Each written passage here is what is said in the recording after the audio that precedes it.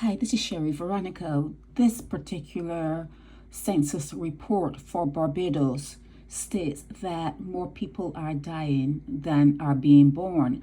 And they quoted a number of maybe 2,000 births in 1 year. I found that to be almost incredible.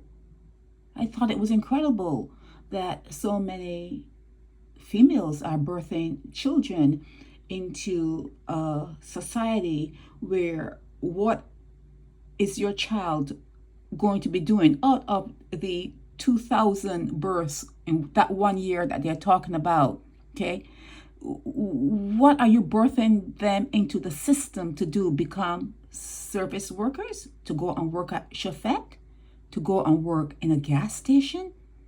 Where are they going to go? Where are those 2,000 new souls going to go? What are they going to be doing? What percentage then? What percentage of the 2,000 that was a top number in 2016, they're saying? I think you could go through and you can read it. But when I saw that, I thought it was incredible, and I wondered about the age. What was the age of those females giving birth, and what were their professions? What are they doing to make sure that that child has the best education, can travel the world, and can decide what area they need to get into to become a bountiful, you need to be active part of life. You have to participate, and you have to participate well in life. What are these females who are having these children? What are their backgrounds, and how much money do they have on the bank to ensure that the child that they have had can be suitably steered into a area that is needed? If you bring a child into the world, obviously you're going to say, well, I need you to help build planes. Barbados need new, to invent maybe a new form of air flying and aeronautics or whatever. When you buy a piece of furniture, you buy it to go somewhere. You don't buy it to throw it out on the street. And when you spend money, you're buying something you need. So when you bring your children into the world, there should be a need for them in the world. Okay, there should be a need. So here it is that they're talking about there are more people dying in Barbados than are being born, and they talk about more people are older. The population is older, and then they use a strange word here, replenish. They're not, it's not happening at a fast enough rate to replenish itself. You need to be careful with words you're using. We all do. We know that English, the language, is filled with, the words that they give us to use, and we utter these words. They're not the best way to communicate. Speaking English is not the best way to communicate, but it's all we have, okay? And we try our best with it. But replenish, it raised an eyebrow when I saw that a Barbadian used that word to replenish. When they say back in the day, to replenish the stock, or if you were to use something from your good book that says be fruitful and multiply, you only say that to when you hear certain things like that, you don't think that they're talking to a human being, like replenish or be fruitful and multiply. Is like, who are you talking to? Are you talking to like a virus? That's, it takes on a whole new meaning when you start to compare and contrast information. When you start to compare and contrast information, English words take on a whole new meaning, and you wonder, well, is that what we're here for? Just to support and prop up a system? Is that what you're bringing your kids in to do, to prop up a system, to go and work in a gas station to go and work in a 9 to 5 minimum wage job to be perpetually poor? Okay, is that what you're doing?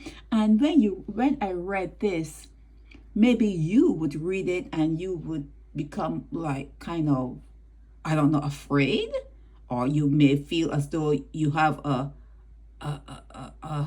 reason to have a child, because you'll be saying, oh my God, I have to have a child because this and this and this and this, I write this and this, and you think that you may need to do something that you may not need to do.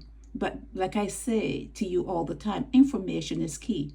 Information is key. And sometimes you have to go down in ashes and rise again to renew yourselves, or to renew yourself. You have to go all the way down in ashes, and then you come up renewed. If you want any place to be like brand new, even in crops and certain parts of the world that you need it to be replenished, I use that word, it has to be burnt. It's burnt.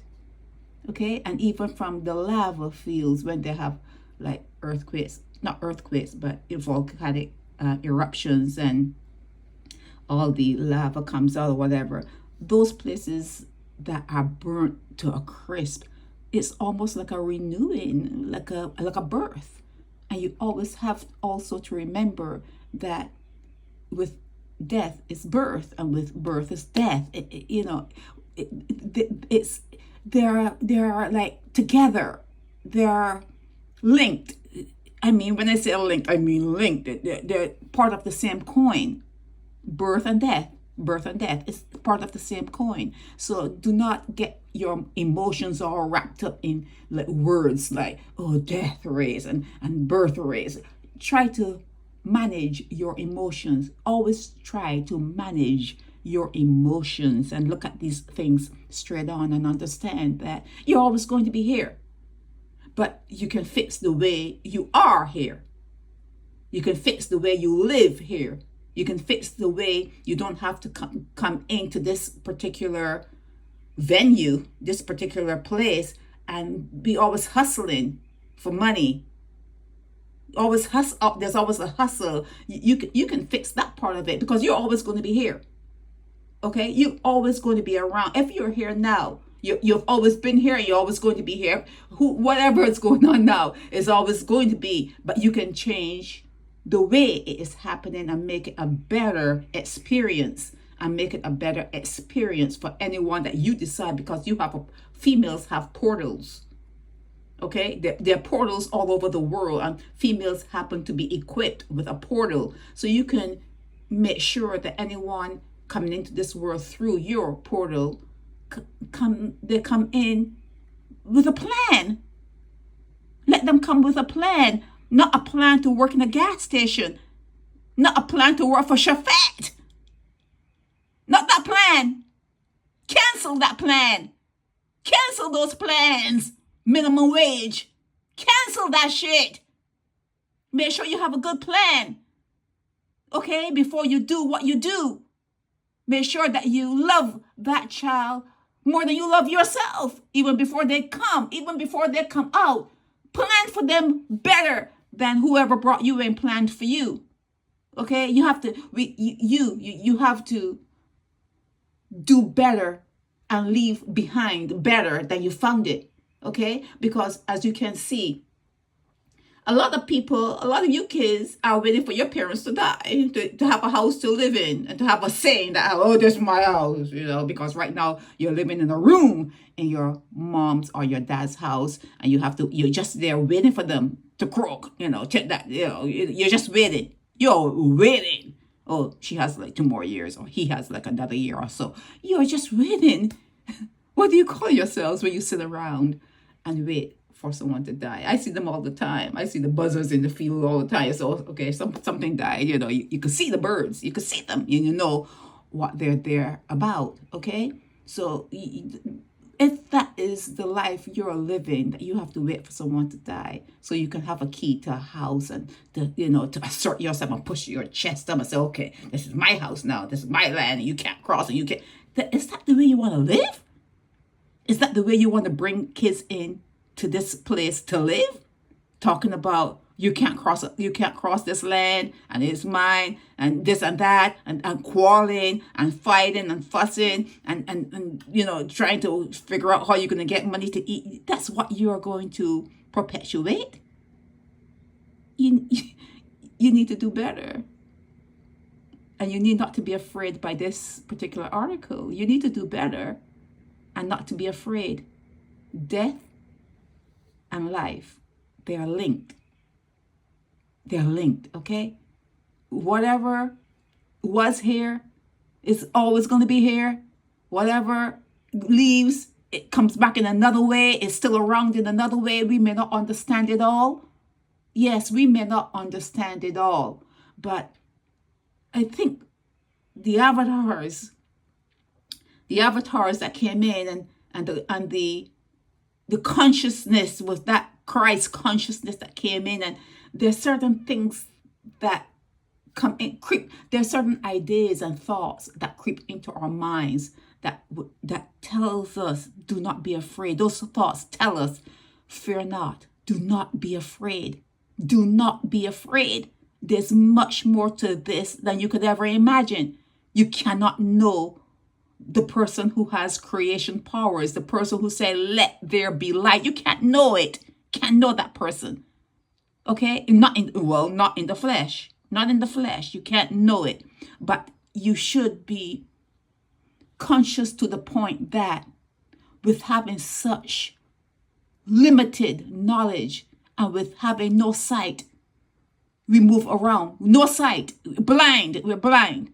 You should be cautious about bringing other entities, like what they call the word replenish. You should be careful about replenishing a system with blind people and people who don't know much about anything. You should be careful about doing that.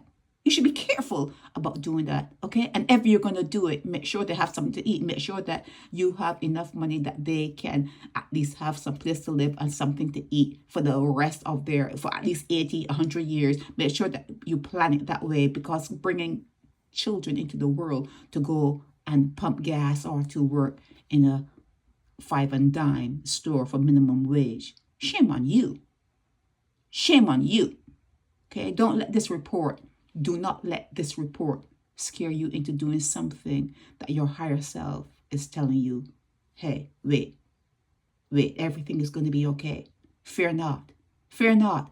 Everything is going to be okay. Sherry Veronica.